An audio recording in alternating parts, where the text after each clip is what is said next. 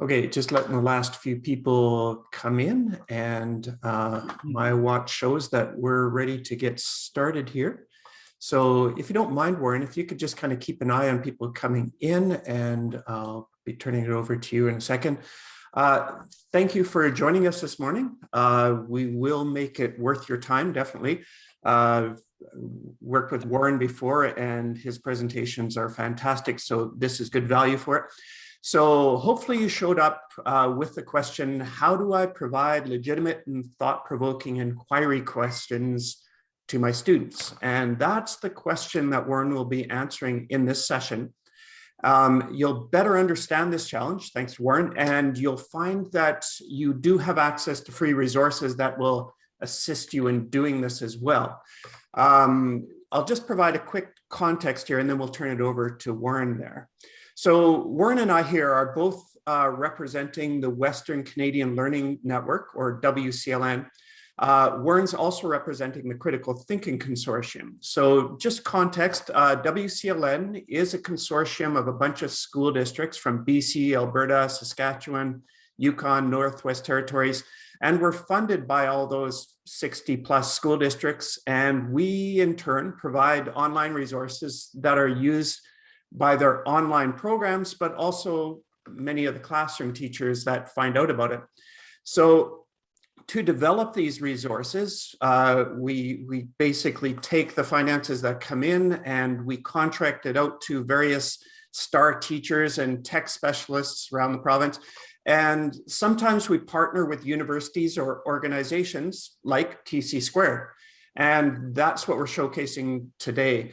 Definitely value the relationship with Warren and the TC2 folks, as we know that when we invest district money into them helping us, it definitely is a good investment. It goes to great opportunities for you and your students to dig deeper into the questions. So these aren't just fill in the blank or follow the steps inquiry projects. The ones that we work with TC2 together with, the students definitely have to challenge themselves and learn. So Warren's going to provide you with a better understanding of these resources. And before we're done with the session, we'll also ensure that you know how to access these resources for free as well. So turn it over to Warren. Thanks, Brent. Welcome, everyone. And it's a pleasure to be here with you on your Friday. As Brent has mentioned, WCLN and TC2, we've been working together now for just over 2 years, I believe. And we're really pleased to show you some of the things that we're building and also provide you with some ideas on how you could take the thinking behind the resources that TC2 has created for WCLN and use in your own work too. So we're hoping that not only do you discover some free accessible materials for you and your students, but also some ideas that you could use right away on Monday morning. All right, let's get started. And I wonder if I could invite you to, in the chat box, if you could just introduce yourself by saying hello, where you're from, and if there was one particular question or thought or something you were looking for that attracted you to this session. That'll be useful for Brent and I both as we think about the work and what you need, and it'll also help me contextualize the thinking that we do together. There'll be other opportunities for you to participate during our hour and a little bit session today. And I know that facilitating online is challenging because we don't always see how or feel how people are wanting to connect. But I would invite you to, in those moments, please use the microphone, or if at any time during our time together you have a question, please feel free to note it in the chat box. James, thanks for getting us started in the chat box with where you're coming from and some of the ideas that you may have brought. All right. Before introducing myself a little bit more thoroughly, what I'd like to do is offer a land and territorial acknowledgement. And I find this challenging in some respects. I live in the Comox Valley on Vancouver Island, so I am on the traditional homeland of the Comox First Nation, Comox peoples. But I don't feel that's enough to offer as a land acknowledgement or a territorial acknowledgement. And I was quite moved by something that I heard on CBC radio yesterday morning. And they were exploring the idea of what makes a meaningful land acknowledgement. And one thing that really caught my attention was the idea of us humbly acknowledging where we're at on the land, but also recognizing what we can do where we're at in our lives to support reconciliation. And I think that as an organization, the Critical Thinking Consortium has been struggling, reconciling our role in complicitly advancing some of the systemic pieces of not teaching the history that we needed to know well. And so we're really dedicating ourselves to move forward and support reconciliation in that way. Some of the new work that we're doing with WCLN will support you in that too. And so as we move on from this land acknowledgement, I would invite you to think about the internal work that we all need to do as individuals to support reconciliation in this land, and also the organizational work as teachers, as educators, what we need to do to make contributions to teaching and learning for meaningful reconciliation. Thanks for continuing to add to the chat box, and we'll start in right now. All right, a little bit more about the Critical Thinking Consortium. I don't know if any of you have been to a TC Squared session. The Critical Thinking Consortium started in BC 26 years ago by professors at UBC and SFU. They were concerned about the quality of thinking that they were seeing, not only in their postgraduate classes, but also in K-12. And so they started what was at the time a cooperative of schools and educators to really look at how they could use critical thinking to support quality thinking. Since those initial days, our work has grown quite large, and I'll, in addition to showing you how you can access WCLN courses and inquiry projects, I'll also show you where you can access TC Squared materials, because those pieces complement each other. And many of you, depending on where you're at, I notice many of you are in Kelowna, many of you are probably part of schools or school districts that are members with TC Squared. So you have not only the possibility of WCLN materials, but TC Squared materials to support your work too. I am an educator, and I spent a lot of my time in Alberta. I did my B.Ed in Alberta and taught there for quite a while. The last place that I worked was Canadian Rockies Public Schools in Canmore, Banff. I've been a high school teacher, mostly social studies, and a K-8 principal. I also taught in Kelowna for a little while in the very early 2000s, and still have family there as well. A little bit more about me. Living in the Comox Valley, what drew me here was the mountain biking, and that's something that feeds my soul. I also like to recommend a book, and I would heartily recommend the book and also the podcast, The Anthropocene Reviewed. If you are a podcast nerd like me, you'll probably really enjoy the podcast. But I always learn something, and John Green might be known to some of you as a famous author. What he does in this is he takes something that is common in our lives and he rates it out of 5 stars. But what it does is, I think, gives us insight into the world around us, and it's both humorous and also really, really, I think, revealing about our world. The other thing that I like to do at the beginning of sessions is to offer a question that is related to what we might be doing together. And this question caught my attention. It was from another, one of my favorite podcasts, On Being, another one I'd give 5 stars to. And it speaks to the importance of asking and responding to beautiful questions, especially in really challenging or unbeautiful moments. And as we look at some resources together today, I'm also going to share some insight into our work in crafting what we might hope, or what we hope are beautiful questions for our students. And so again, the focus of today is not only sharing some places and ideas for those resources, but really looking at also how we can, as educators, nurture quality thinking, regardless of the grade level, regardless of the subject. And so again, please feel free to offer your thoughts in the chat box as we move along, and we'll start digging in right now. One last little bit of housekeeping.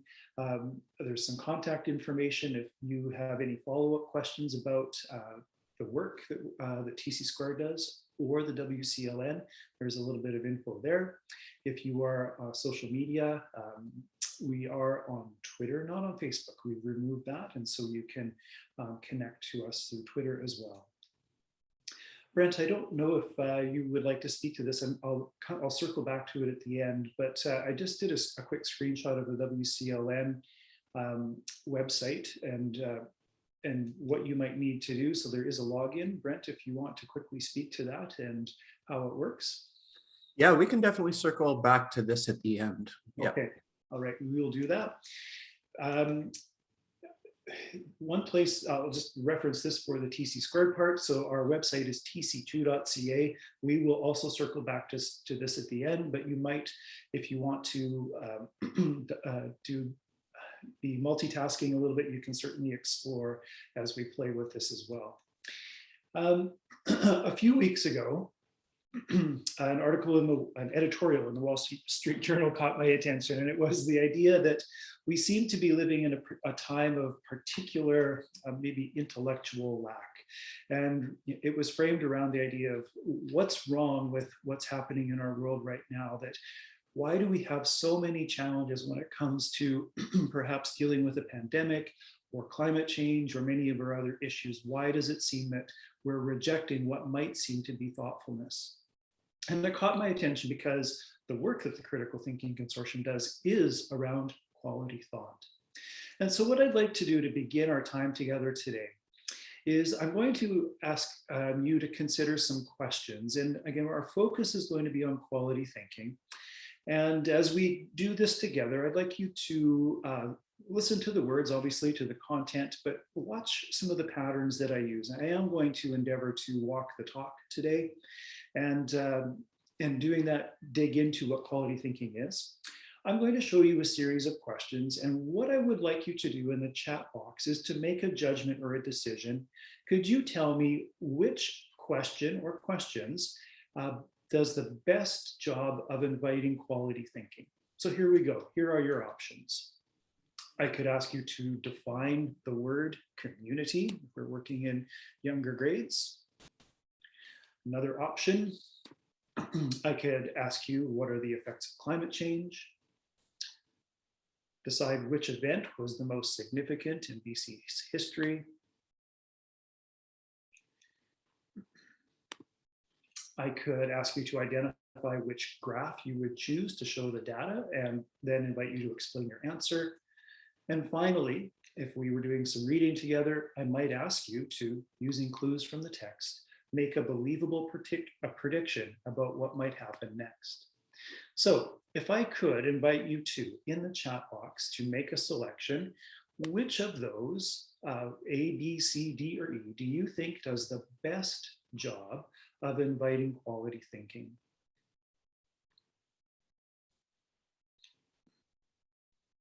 We'll just wait for some answers to pop up.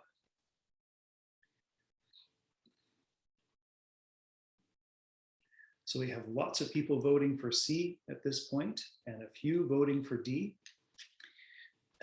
Thanks, Kayla. A little bit of rationale there as well. What I'm hoping here to do is, again, I'm inviting you to make an initial decision. And notice we have not defined quality thinking. We haven't really done much more than that. But what I'm wanting to do is to get you to start thinking about this idea of quality thinking. And the pattern that I'm going to use right now, just to reveal a little bit of the thinking behind the design, is I'm not going to reveal an answer. What I'm going to do is to see if we can dig in a little bit and then explore this together further, and then circle back to it in a few moments. Today, what we're going to do is really focus on this one inquiry question. And by the end of it, I'm hoping that you will walk away with, again, not only access to those resources that are useful to you and your students, but also some ideas that you can use to help nurture quality thinking. And I'd like to introduce one other idea that we use with teachers, and it's the idea of a thought book. And a thought book is not new. It's something that's been used by great thinkers in many contexts for a very long time. And it's also not just a thing. It's not just a notebook. It's actually a process in which we invite learners to begin to react to an invitation to think. So much like I did to you a moment ago. And then what we ask them to do is to note their ideas right at the very beginning of a learning experience. So working with students in a classroom, it might sound like this from a grade 2 teacher we were working with. The grade 2 teacher asked her students at the very beginning of a unit, she asked them to, in their thought books, draw a picture of the ideal classroom pet. She didn't discuss the idea of habitats or what pets needed. She simply wanted students' initial reactions. And you can imagine that some students drew wolverines, some did gerbils, and the list went on. And she didn't evaluate them. She didn't assess them at that moment. She simply was wanting students to start their thinking. Then, as students learned more about animals and habitats, she asked students to then go back and revisit strategically placed times throughout their unit to refine, to add to change their thinking. In essence, she was inviting students to grow their thinking over time. And so I'm going to try to model that with you today. And what I would like to do is to have you in the chat box, or if you've got a piece of paper handy, could I ask you to finish the prompt on the screen? Could I get you to simply respond to the statement, learners demonstrate quality thinking when they? And I would just simply like you to note again on that piece of paper that you have or in the chat box, whichever you feel more comfortable doing, or if you feel particularly brave, you're most welcome to use the microphone as well.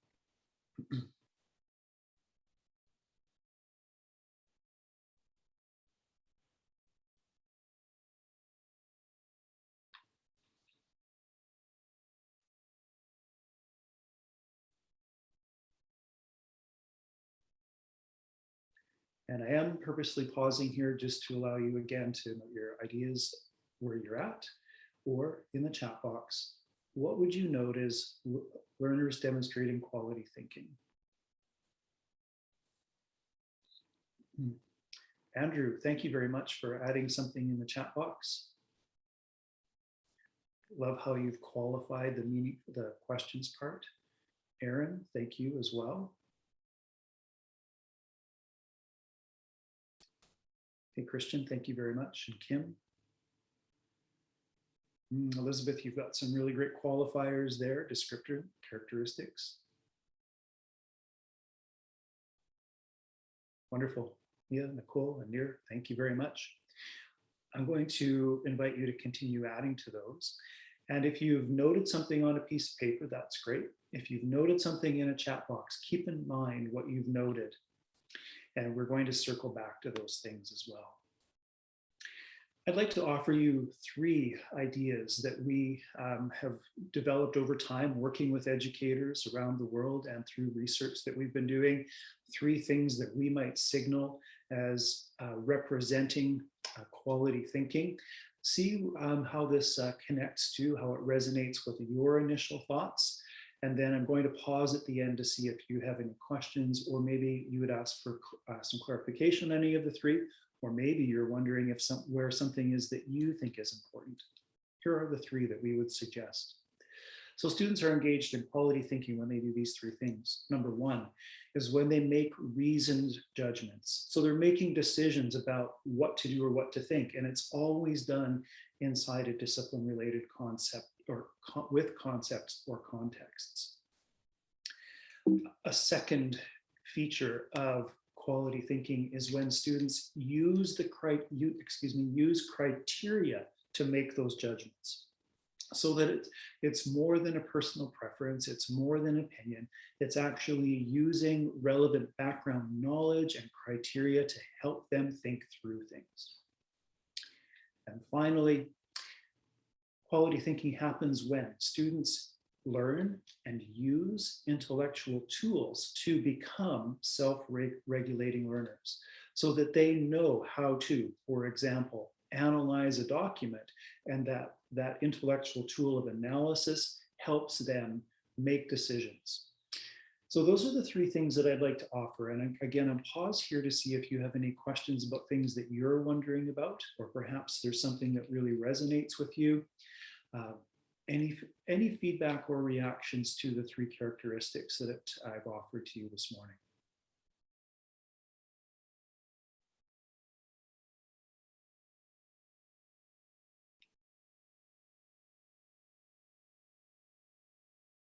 Kim, thanks for the question. Yes, we will figure out how to access the slides. I think in the past what we did is we did that through the WCLN, so we can certainly do that. And I think I might also be able to post them on the district, on the website where you got the information for connecting to this session. So Kim, we can certainly do that.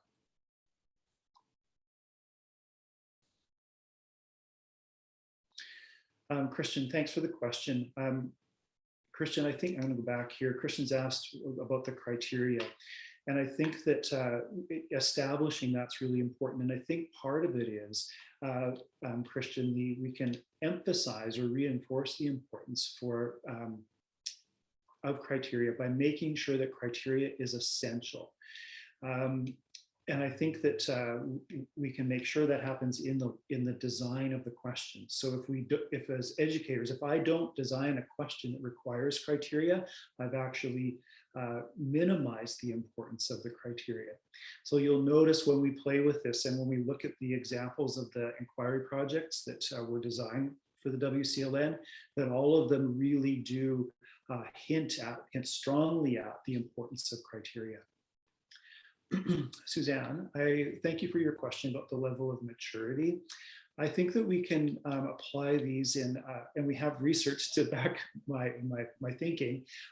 We can actually see this happening in all levels of students, from K through to adult learners, and through all levels of development as well. And so there is research to support the idea that critical thinking can be demonstrated by students who are pre-verbal or non-verbal. And what happens is we can change so the reason judgment that this slide seems to focus on, or that aspect of quality thinking, that quality thinking, we might narrow the scope of the choice, or we might make the amount of information required to make the choice much, much smaller. And so even reflecting on my life as a principal, working with students when they're learning how to print, inviting a student to think about which is the best letter B, that's a reasoned judgment that required criteria. Suzanne, I hope that I've responded to your question. Please feel free to follow up in the chat box as well. What I'd like to do now is to give you some answers to the question that we're really thinking about, is what practices nurture quality thinking. These are the big ideas that we'll do and then we'll weave in the connection to the WCLN resources as well. And so I'm going to offer you these ideas today. I'll show you some examples of what you can do in your own practice, what it might look like. And then again, where would you find these in the WCLN materials? So number one, the first thing that we'll quickly do is that I'd like to show you some quick ideas on how you can design questions and challenges that invite learners to make reasoned decisions. And many of you mentioned about students asking powerful questions. We can teach students how to do this really, really easily. Second, we'll look at some patterns of learning, and it's connected to the idea of inviting learners to think early and often. So much like I invited you to think about some questions right near the beginning of our time together, and we'll come back to that. Let's do the same with students so they actually see what they're using information for. And finally, how can we teach the tools for quality thinking? What are those tools and where would they play a role? Again, there are some examples from the WCLN materials, and I'll clarify that as well. All right, so here we go. The first thing that I'd like to offer to you, and this is connected to the idea of designing tasks that invite students to make a reasoned judgment, is the idea of problematizing. So on the screen, what I'm going to do is show you two sets of tasks or questions. On the left-hand side of the screen, I'm going to show you non-examples of problematizing. Everything that I show you on the left-hand side of the screen is not an example of problematizing. On the right-hand side of the screen, I'm going to show you examples of problematizing. I would like you in the chat box, if you can, or using a microphone if you would like, to see if you can use the non-examples and the examples to create your own definition of problematizing. So without further ado, let's check it out. Here are the non-examples. It would be really wonderful if we could meet for dinner tonight, and I might do this. I might ask you to bring wine for tonight's dinner. That's not problematized. Second, if you have students or children, you probably ask them, what did you learn at school today? That's not problematized. And think about how they answer that too. Third, I might ask my students to create a title for their paragraph, not problematized. Finally, I might encourage students to work with a friend to solve the problem. Pretty common instruction, not problematized. So consider those. Now I'm going to show you problematized. So I might ask you to bring a wine that complements tonight's dinner. What was the least important thing you learned at school today? As an alternative to asking or instructing students to create a title for their paragraph, I might say create an effective title for your paragraph. And finally, I might encourage my students to work collaboratively with a friend to solve a problem. Can I ask you to, in the chat box, could you note what do you, I guess a definition of problematizing, how would you do it? What is it? Could you note your thoughts in the chat box, or I invite you to use the microphone to offer your thoughts. Suzanne, thank you for getting us started. Requires asking more questions. Thank you. So Carrie, there's more questions there. Nicole, thank you. Again, focusing on that idea of questions. Do you notice anything else? I'm just gonna go. Yeah, thanks, Kayla. Very much.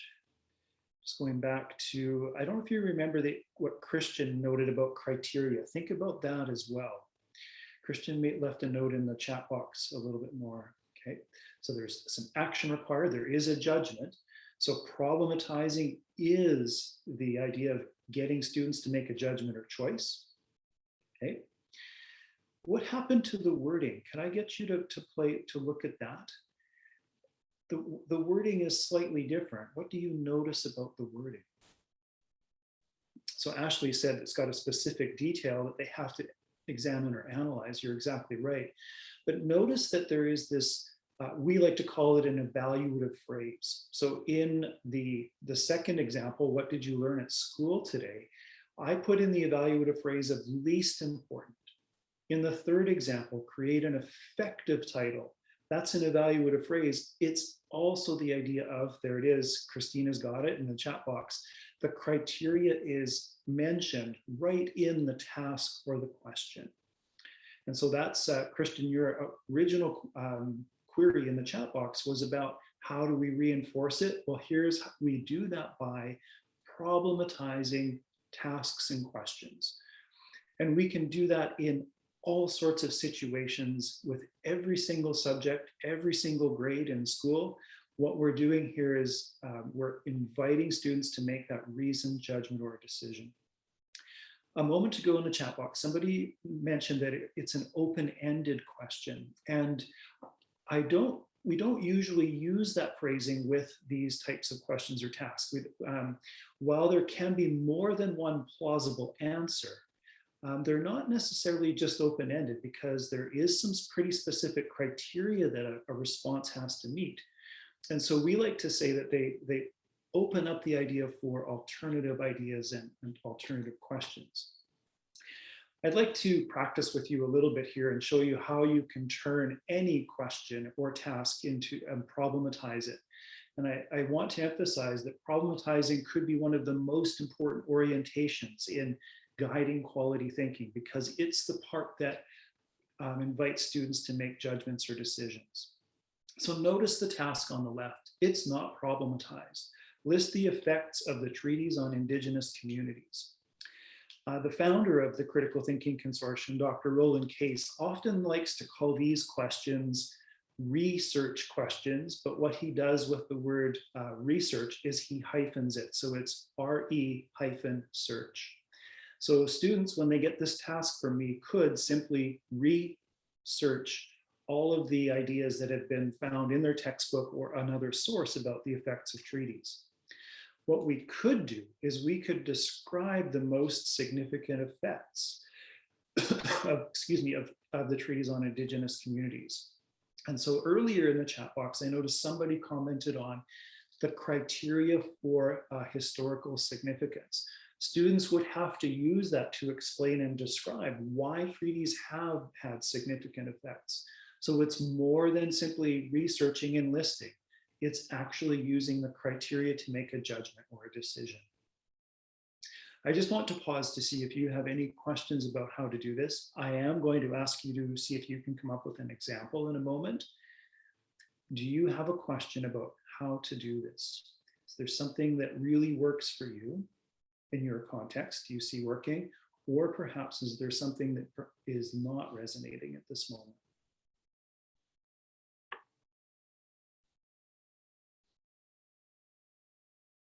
So as you ponder a question, I'm going to pose 3 non-problematized questions, tasks.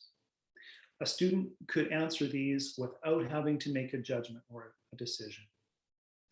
What I would like you to do is to pick one, and I would like you to see if you could problematize it. And all you need to do to problematize it is to make sure students are making a judgment or a decision. And to do that, you would insert an evaluative phrase, like the example that you see on the screen. I inserted the most significant, that's the evaluative phrase. Could you see if you could do that with one of the examples on the screen? When you've built your example, please feel free to add it to the chat box. I'd love to see what you come up with. Again, if you would like to pose a question, feel free to do that in chat box. Or I invite you to use the microphone as well. I'm going to be quiet for about a minute to allow you to think, and then we'll take a peek at the chat box.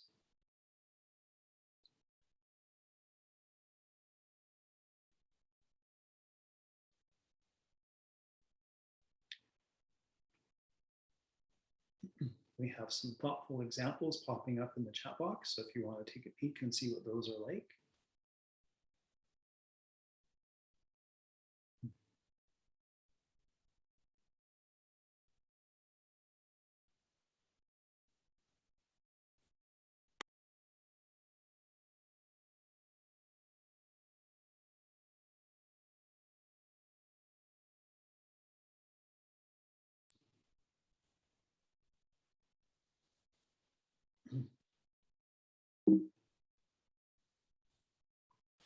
Christina, you don't need to say steal. I think that's part of we can borrow, and you can use different evaluative phrases depending on what you want students to emphasize. James, thank you very much for adding your 3. You did all 3. Thank you very much. So if you are thinking this through, take a peek at what's in the chat box. Notice James used evaluative phrases like most different, most important factor, most impactful. So all of those become evaluative phrases that students would judge. Kayla, thank you. Which idea is more powerful? Exactly right. Okay. Wait for about another 15 seconds.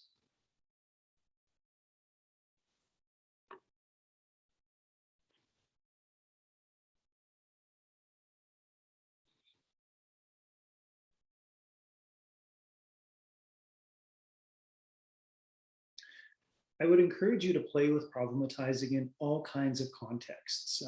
Think about returning to school. If you are working with your students either face-to-face or in an online setting on Monday, you could ask your students on Monday, hey, how was your weekend? Well, that question, how was your weekend, isn't problematized, and I bet you can kind of guess what the response is going to be. Many students are just going to go, well, that was fine. What would happen if you problematized that? What was the highlight of your weekend? tell me something about your weekend you're most proud of. How does that change how a student responds to you? And then drawing upon an idea I saw in the chat box earlier, when I asked you about quality thinking, think about how that changes engagement as well. One of my favorite ways to play with this is use it in social settings, or try practicing it with your friends and colleagues. And a teacher that we work with was really wanting to try this. And so what she did is she recognized that when her husband came home in the evening, she usually asked him this question: "Hey, honey, how was your day?" And you can probably guess what the response was. It was almost always fine. And that was the end of the conversation. She tried this instead. She said, on a Friday, she said to her husband, "Hey, honey, what was one thing that happened this week that you're most proud of?" And he actually stopped in the doorway, and she tells this, his response was this. It was, "Where the hell is that coming from?"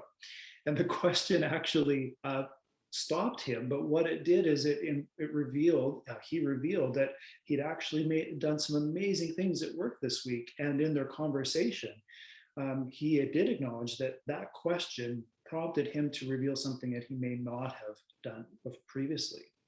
So again, think about how you can use that with your students in other situations. And I would like to see if we can think about this really carefully. And I've got another example on the screen, but I wonder if we could pause here and think about what are the benefits of problematizing. So if we're thinking about quality thinking and you're evaluating online materials and you're wanting to get the best materials possible, why would we want to have learning activities that are problematized? What are the benefits of doing what's on the right-hand side of the screen as opposed to the left? I'd invite any thoughts you have in the chat box, or again, I'd love to hear your voice today. What's a benefit of problematizing?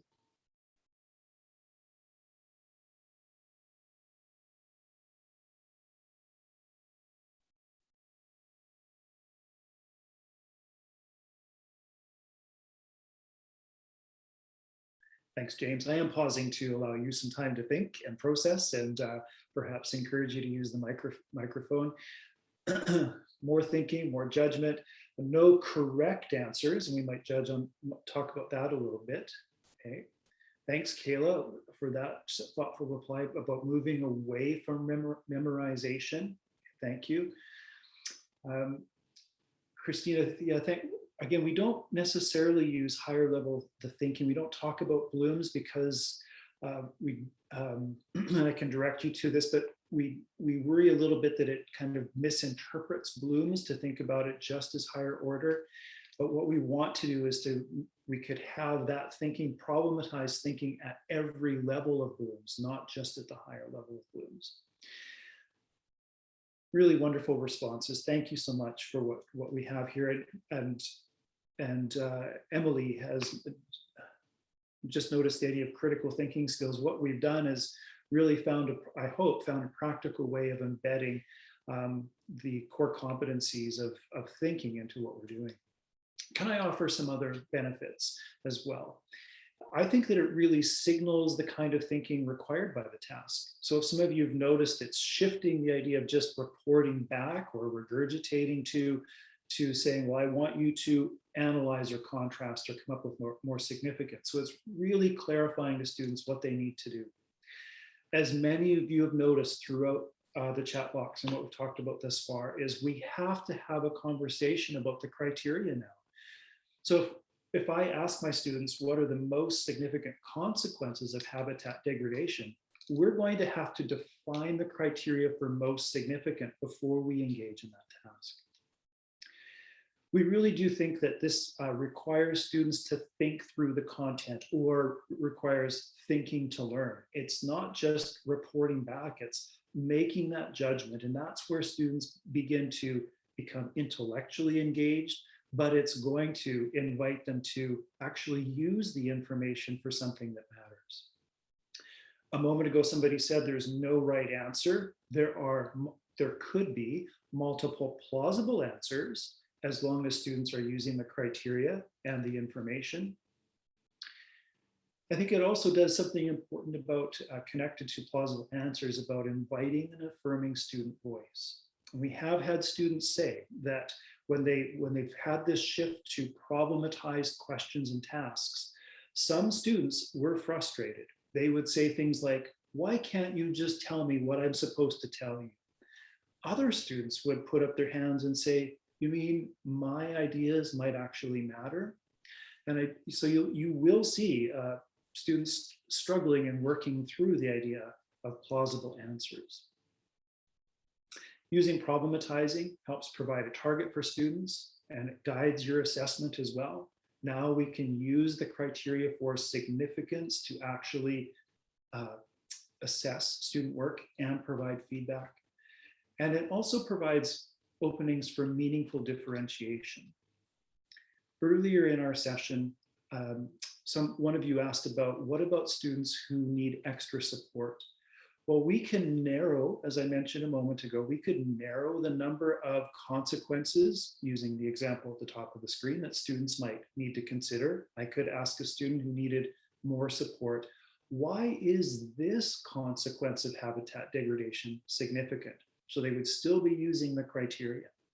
If I had a student who needed to be challenged, I would keep that choice really, really open. And so they would have to work through more options. Can I get you to circle back to think about the questions that we pondered at the beginning of our time together? And just to close this section of our session, I wonder if I could offer the criteria for a task or question that invites powerful or quality thinking. We'll place the criteria on the left, and let's revisit the questions that I showed at the beginning of our time together. So much like we would do as students, I invited you to think initially, and then we've learned a little bit of background information. Now we're coming back to the original opening. What I would like to do here to close this section is I wonder if you could select a task that you think doesn't support quality thinking. And in the chat box, could you say which of the criteria it doesn't meet? So to use an example, A, define the word community. I would say probably that it doesn't invite quality thinking because it doesn't meet the criteria of requiring students to make a judgment or a choice. Probably doesn't require more than one plausible answer. So again, could I get you to think about the items that didn't? I think we clearly identified that C was one. Most of you voted for C.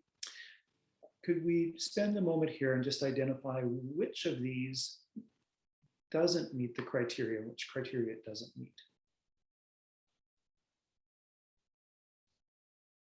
I'm pausing here to allow you to think and add your thoughts in the chat box. Or perhaps if you would like more clarification on your task, let me know.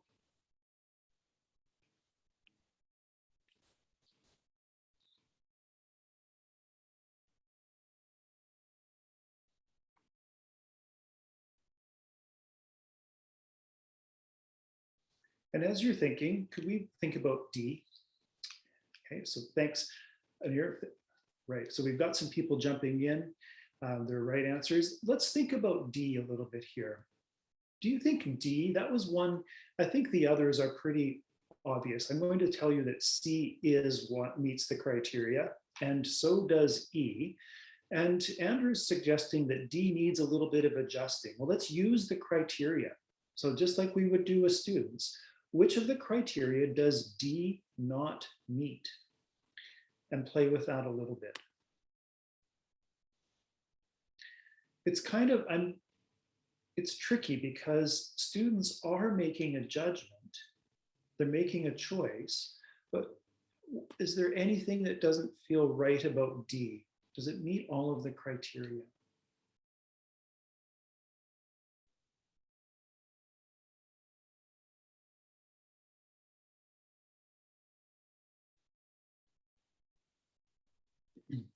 D is a very good example of a teacher, me, asking you to make a judgment or choice and then asking you to explain. And so, and Ashley's jumped in here. The criteria isn't there. The criteria actually is my own criteria. I could say, well, I want to use a pie graph because I like pie. I've done exactly what the teachers asked me to do. And so as Ashley suggested, we need to make sure that the criteria is really, really clear. The suggestion that was offered, that they offered, was most effectively, there's the criteria. And you could leave the part off about explain your answer. We would want students to explain their thinking anyway. Thank you very much for playing along. What I would like you to do now is just to circle back to where we started. And remember, we kind of started with the idea of a thought book and thinking about how we could nurture powerful thinking, or excuse me, quality thinking. Could I just ask you to take a moment and reflect on the last 15 minutes or so of our time together? What ideas would you affirm in your own practice? Maybe you do some of these things already. Are there any parts of what you've just listened to that you'd maybe like to tweak or add to your practice? I'm just going to pause for about 45 seconds to invite you to consider that, and then we'll move on to the next few pieces. And if you have a question, feel free to use the microphone in the chat box.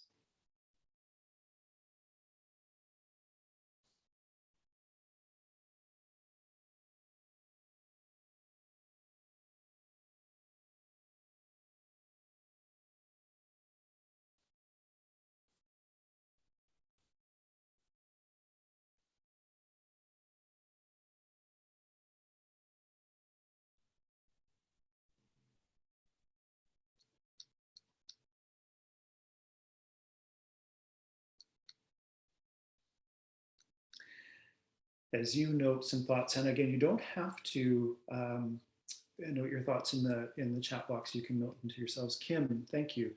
I think yes, you could still use learning targets.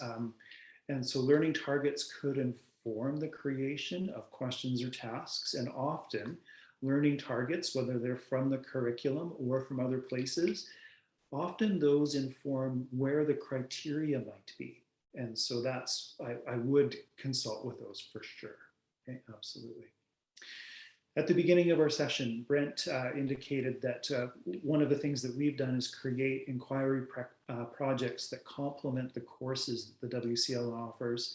And I'm going to show you some examples of where they are. And at the end, again, we'll show you how to access them. So there are a few different categories of resources, and I'm going to show you some of the science ones, and notice the questions here and how these questions that are projects that students could do as part of WCLN courses, notice how they're problematized. Which cell phone habits are the most important to keep me healthy and safe? Okay, so that's connected to science program. Which type of sunscreen is the safest and most effective? Notice the criteria. And we have a few others here as well. The one about salmon, I really enjoyed this one about looking at ecosystem goods and services. What's the most important benefit that salmon provide?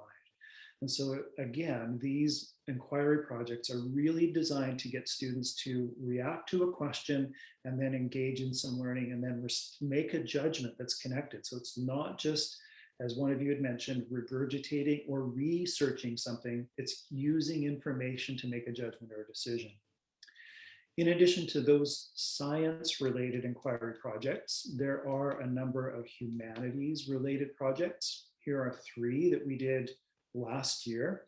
And so one of them, we've invited students to create a playlist of powerful anti-racist songs.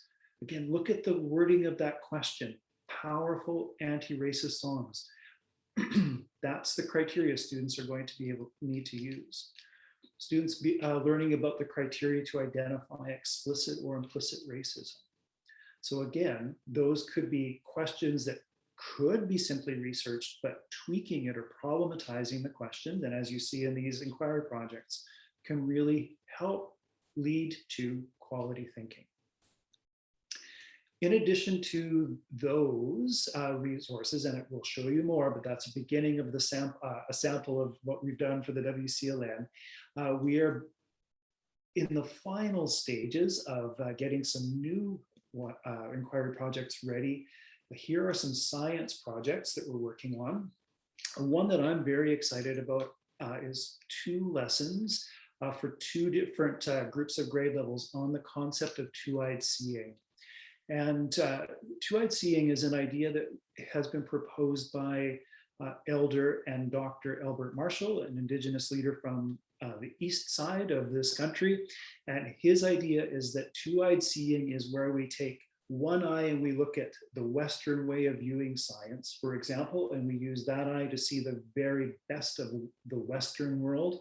And we use the other eye to see the very best ways of Indigenous ways of viewing the world. It's a very powerful idea. There'll be 2 lessons on that. We'll also have some lessons on climate change included in the newest inquiry projects that are coming. We'll also have math-related inquiry projects, and I don't have the adjusted questions quite yet, but here's what we'll be doing: using math symbols and relationships to communicate ideas, angles to plan an adventure, and trigonomic functions to describe objects. So those are coming, and those again are senior, and they'll be available very soon. And finally, we also have a number of humanities related inquiry projects that are coming. There will be 3 on residential schools suitable for grades 7 and up, looking at the causes, the significant details of residential schools and the consequences of residential schools. And then 4 lessons on equity and anti-oppression, and these are for senior humanities courses that introduce and then have students make judgments and decisions about concepts around identity, allyship, activism, and equity. All right, just want to pause there again to see if you have any questions. At the end of our time together, Brent and I both will show you how to find those, the ones that have been built and the ones that are to come. They're on their way. I would like to just pause to see if you have a question or a reaction to those lessons or what we've done in the first part of our time together.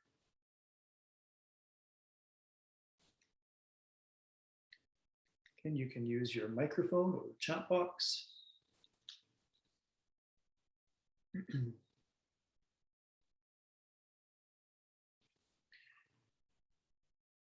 Moving on to one of the second features of quality thinking that I mentioned at the beginning of our time together, I'd like to show you 2 different patterns of designing a lesson.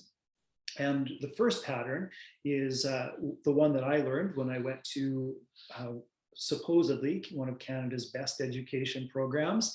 And as I show you and describe the pattern to you, could I ask you in the chat box to describe the kind of thinking that we would see students demonstrating? So here's what it looked like. And I'm going to use a social studies example because I was the social studies nerd. So here's what it looked like. The pattern I was taught looked like this. So we would have an introduction to the lesson. And I really liked using pop culture. And so I might show the beginning of a current TV show. I might play a little bit of a song, and I would get students' attention. I often had kids say to me, "Mr. W, you tricked me into learning again." I was pretty entertaining and I was pretty catchy with the beginning of my lessons. So it would often just be it would introduce an idea or it would connect to the lesson objectives. So for example, I might play them a Beatles song about,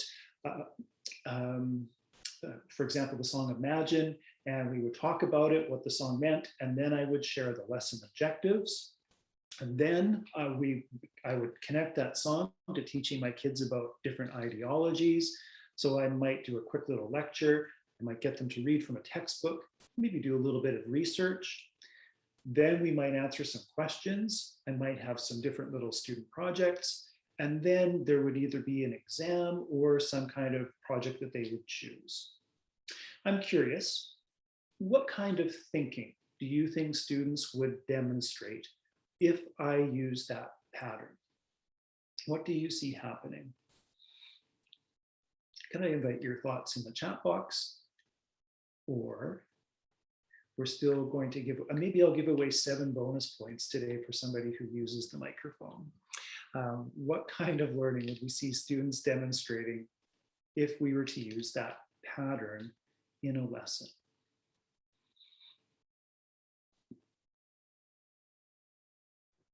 Okay, I'll use the microphone. Here we go. 7 bonus points. I think this is a really cool way to make it relevant and engaging for students, and just like making it feel more applicable to their own life. If you have a hook like that, like in the example you use, that's probably a song they've heard. So taking examples from their lives and their background knowledge that they have already, and then adding to that and shifting it. I think that's a cool way to do it. Okay. And who am I awarding my 7 bonus points to? I have to make a note. It's Kayla. Thank you very much. Thanks. Any other reactions to this? I mean, that's the classical, I think it's Madeline Hunter, right? Like that's the classic lesson shape, I'll call it that. Any other reactions to that?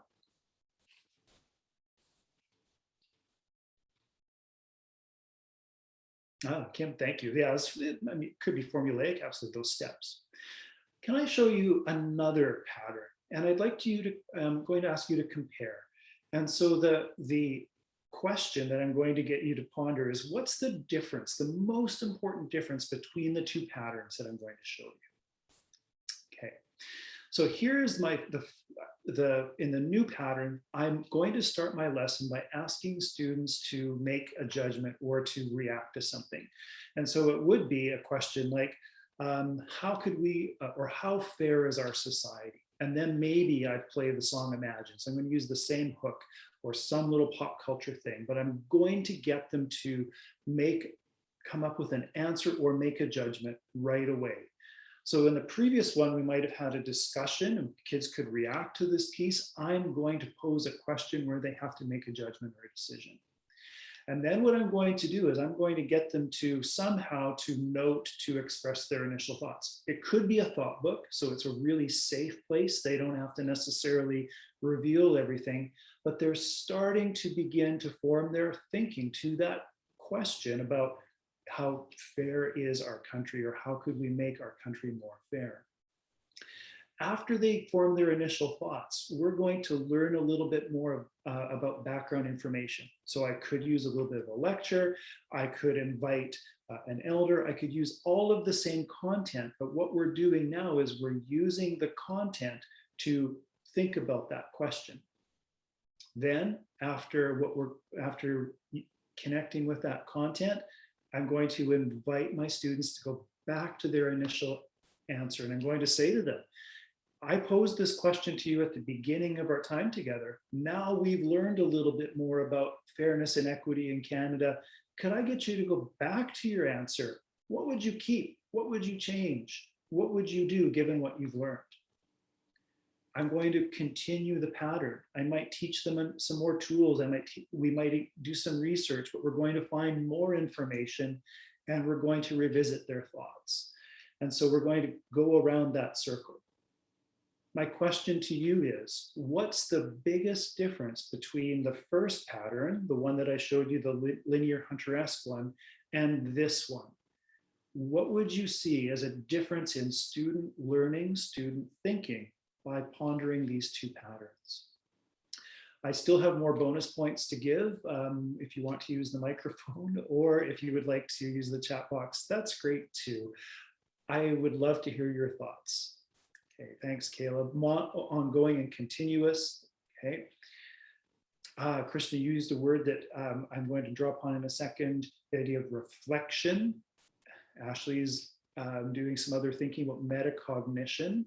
And so it's that idea of exploring, having agency, and repeating that.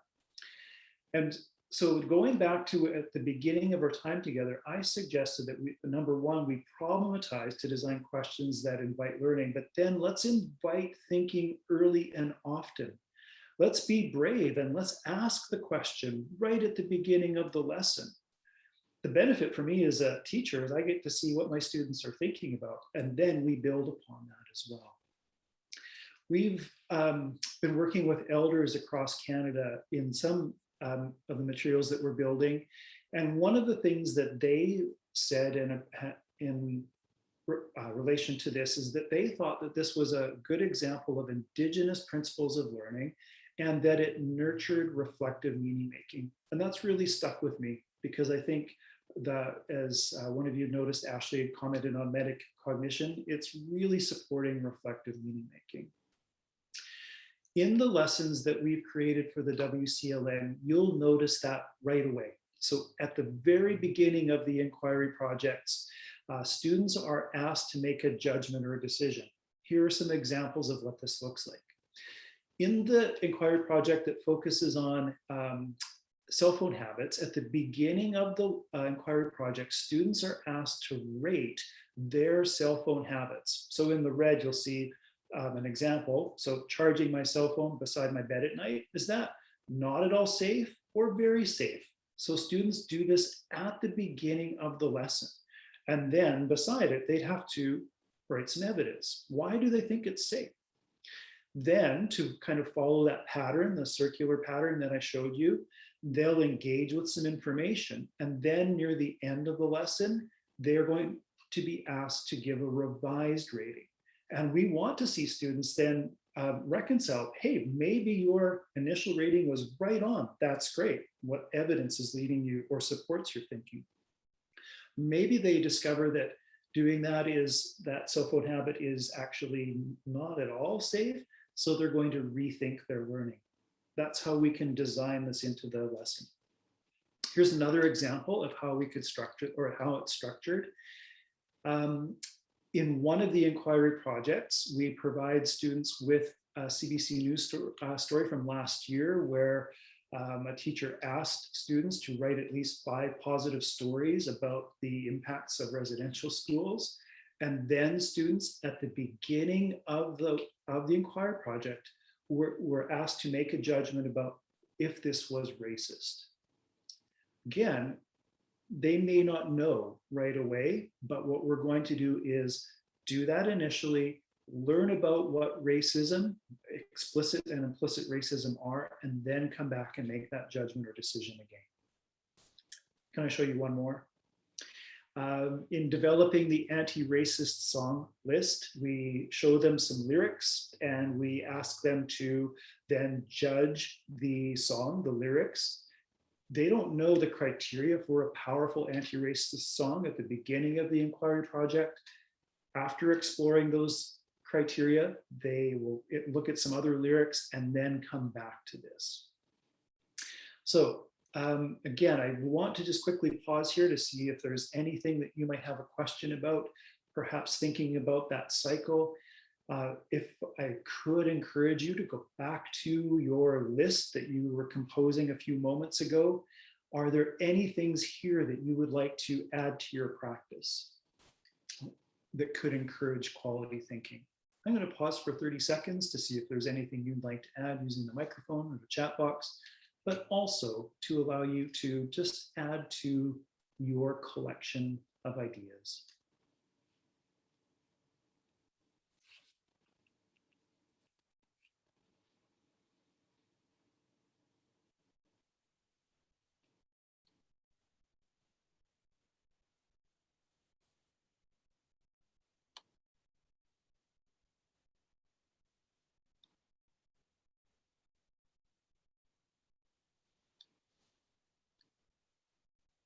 Hey, Kayla, thanks for your answer.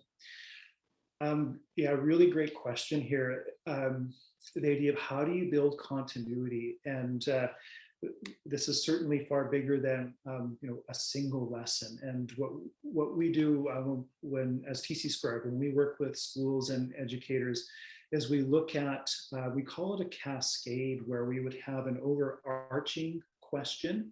So it's a question for a group of lessons, a unit, an entire course. And so that overarching question then is going to guide everything that happens.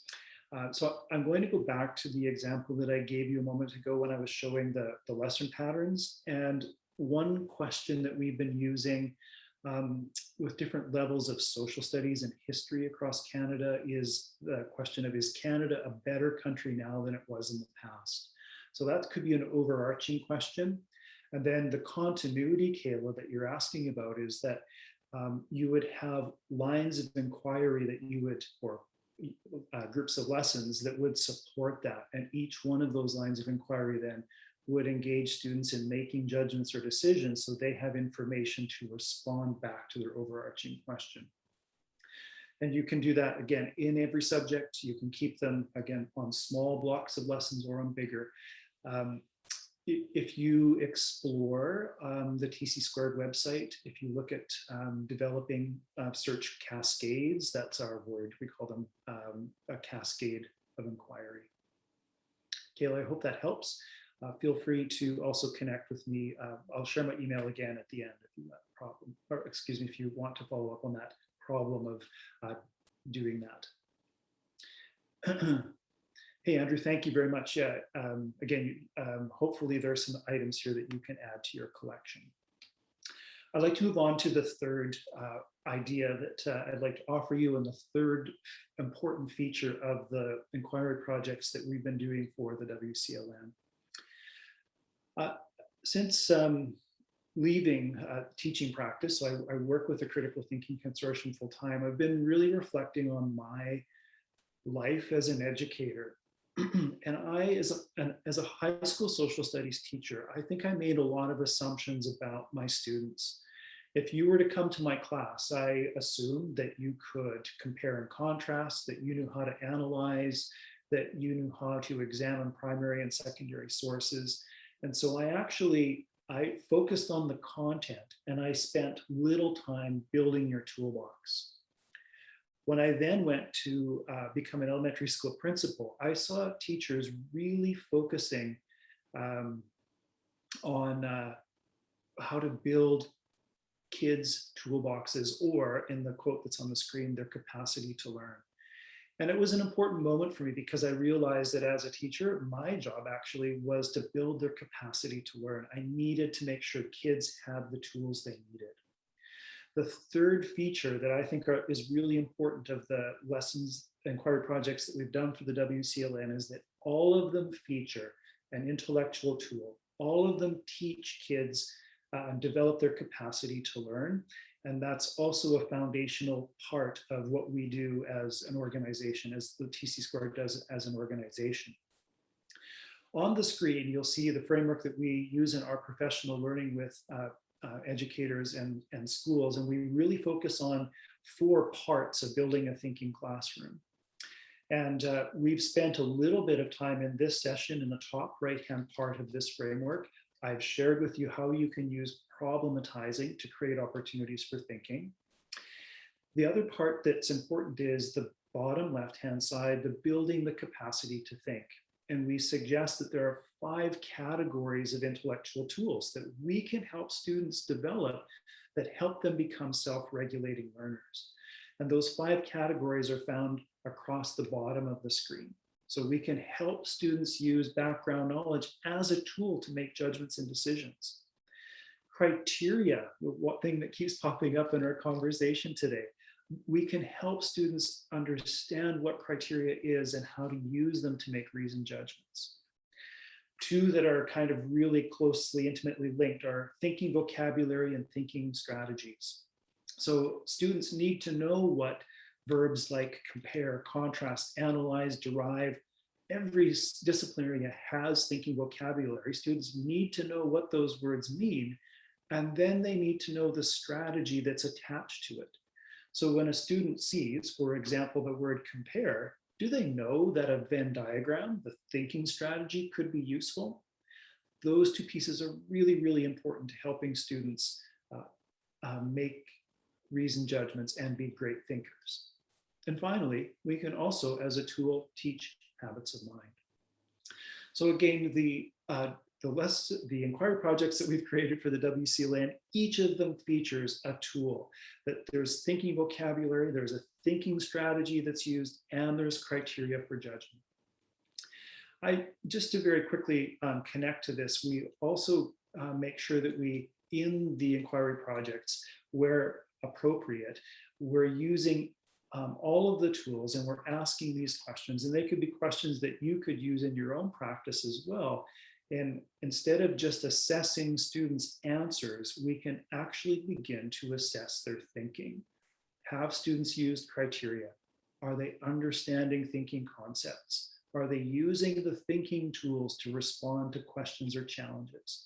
Are they demonstrating the habits of mind reading? Again, I think one of the key features of TC2 developed materials for the WCLN is that each of them has this embedded inside.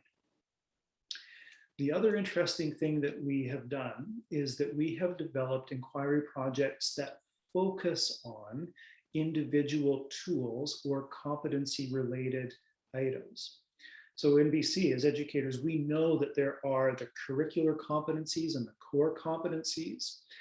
The WCLN inquiry projects feature some inquiry projects that help students develop specific tools that they can use in other subject areas. So just some examples here of some interesting ones. So these could be related to literacy or to also history. So these are tools that help students evaluate the stories and the voices that are there. There are tools that are connected to help students understand and identify main ideas of stories or other sources. Really important are thinking abilities attached to examining and developing observations and inferences from images. And so you'll notice that all of these are less focused on content, more focused on competency. So in our past collection of work with the WCLN, there are 11 competency-related inquiry projects. Again, students can do these independently, and they can be embedded in online work or in the work that you're doing with your students as well. Coming up, sorry about the random sequencing there. Coming up, we're going to continue this pattern. And as WCLN and Brent have suggested, that one of the things that they've noticed, and we've noticed as well, is the idea that students aren't very adept at examining data, whether it's media or ideas from social media or in the media itself. And so there is going to be a series of 5 inquiry projects that that are focused on helping students to develop data literacy. And then the other one that we think is quite important is, again, given some context that we're in, there is also going to be a competency-related inquiry project helping students assess historical commemorations. How should we name schools? What statues should we keep? What are some of the thinking pieces that can help students engage in that as well? I'd like to pause here to see if you have any thoughts or reactions to this part. Again, the main idea of this last piece here is that in addition to crafting thoughtful questions and tasks, we also need to support students by teaching, helping them nurture the capacity to think. And so in addition to some content-related inquiry projects that the WCLN has, they also have competency-related inquiry projects as well. I'd love to hear your thoughts, questions, or reactions to this part as we begin to slowly wrap up.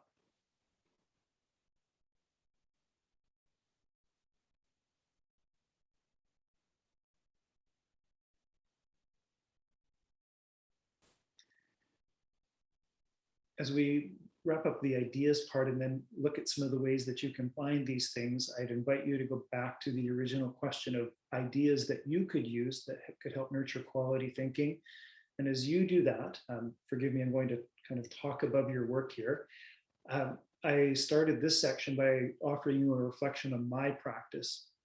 And one of the things that I see myself doing, or I noticed that I did in retrospect as a teacher, when my students didn't do well on formal assessments, in the past, I often went back and taught the content again, so that I thought that the performance had something to do with them not understanding the content.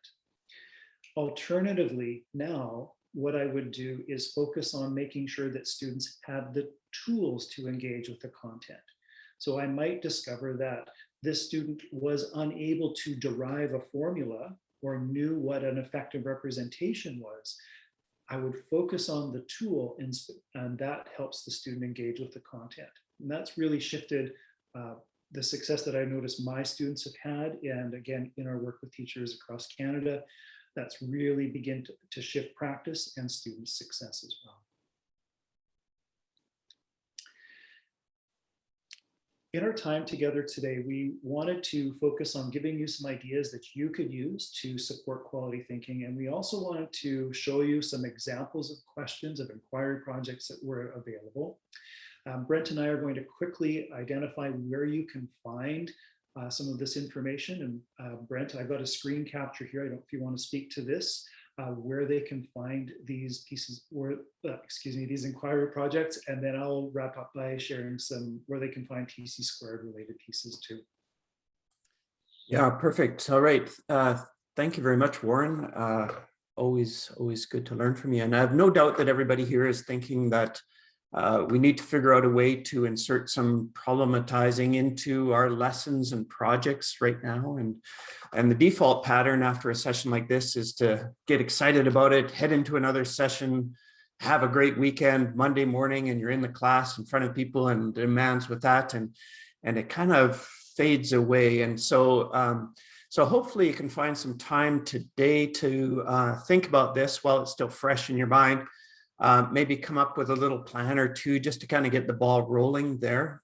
Some of the examples that Warren talked about, or perhaps you want some ideas to get rolling with. And so these ideas that Warren is talking about, if you do go to the WCLN.ca site, if you scroll down, you can see right below there, you can see the inquiry projects there. And yeah, you don't have to log in or anything. You can just click on that and search through. I think there's, I don't know how many hundreds of projects there. If you want to see the TC squared specific ones and you've got your head into that, perfect. You can just type in TC2 and it'll highlight those as well. But yes, quite a variety of projects there, and then also games or videos or other things you can explore. And again, you don't have to do anything in order to explore them and look for ideas. These are yours to play with.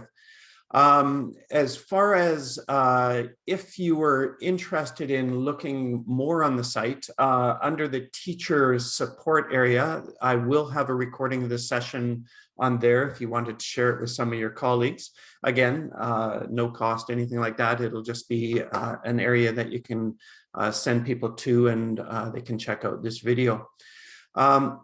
One other possibility is if you wanted to dig in further in the resources here. So we have about 100 online courses full of all kinds of resources and projects and so on. You're welcome to go up into the top right corner and just click on the green button, and you can make yourself an account there. And it costs nothing. And you can basically just use your school district account and you'll be able to get in, and it's all free and everything. And you can look around and get ideas from courses and stuff like that as well. So just invite you, even the K-3 folks, we get lots of good feedback from the list of K-3 resources, and then from grade 4 to 12, all the core subjects and a bunch of others, just to look around. And some people choose to say they would like to use the full online course. Some people go in there and just look for ideas. Either way, perfectly good. So anyways, leave you with that as far as, ways that you can pursue this further. And back to you, Warren.